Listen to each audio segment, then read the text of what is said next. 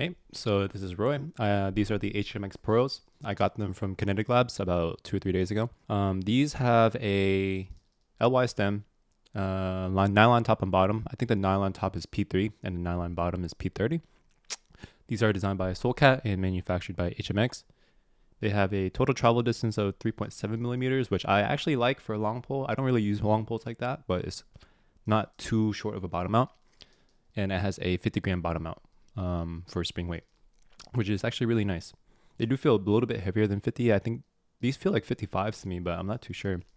So they come lubed with a mix of 105 and 205 on the bottom housing on the stem and none on the top housing.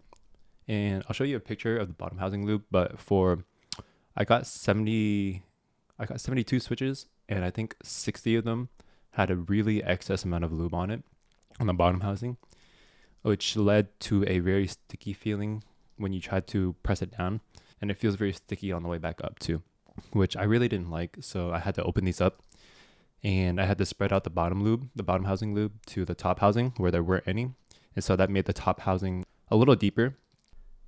I also spread out the lube to the front of the stem where there weren't any lube and the back of the stem. So that was my recommendation for using these. I also don't think you should use them stock. There are a few other switches like yeah,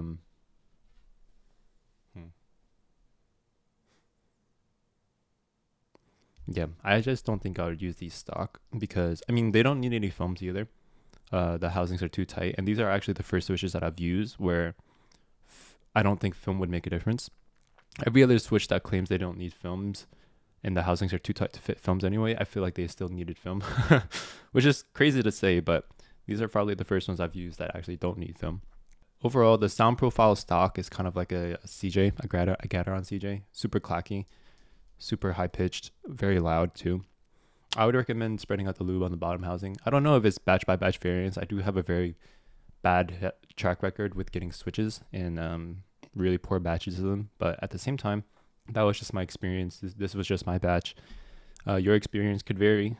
And also to mention, after they were lubed, I really liked the sound profile of it. It was super clacky. And it made the pitch a little bit lower to my likings. I don't like a super high pitch, but I think this mid to high range fit my needs very well.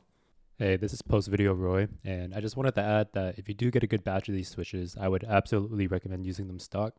Even if you get a bad batch like I did, using them stock for a little bit could spread the lube out, essentially breaking them in. I just expedited the process by doing it myself, but I think these are a gem at 35 cents a switch, and the sound won't be very full. It's not every enthusiast cup of joe, but I think in a vacuum, they sound relatively full to every other high-pitched clacky switch out there, and I would say to go ahead and buy them.